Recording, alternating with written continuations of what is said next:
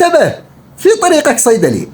في معلومة صيدلانية غايبة عن كثير من الناس في مجتمعنا، وهي أن تاريخ الصلاحية اللي تقرأه على العلبة مش هو التاريخ الحقيقي لسلامة دوائك.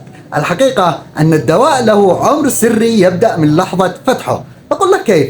أولا، قطرات العين والأذن والأنف المعقمة بمجرد ما تفتحها تنتهي صلاحيتها بعد 28 يوم فقط، لأنها ببساطة فقدت تعقيمها حتى لو التاريخ المكتوب فيه باقي سنتين. ثانيا، الكريمات والمراهم إذا كانت في علبة فمدتها شهر واحد فقط، لأن البكتيريا تدخلها مع كل لمسة. أما إذا كانت في أنبوب فمدتها من 3 إلى 6 أشهر.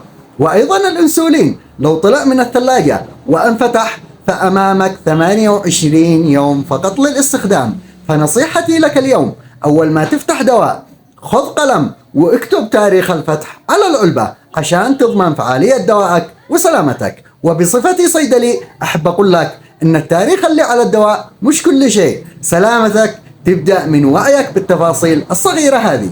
المصادر المعتمدة موجودة تحت بأول تعليق، اقرأها واستخدم دوائك بعناية. ودمتم سالمين. تابعني للمزيد عشان صحة حديد.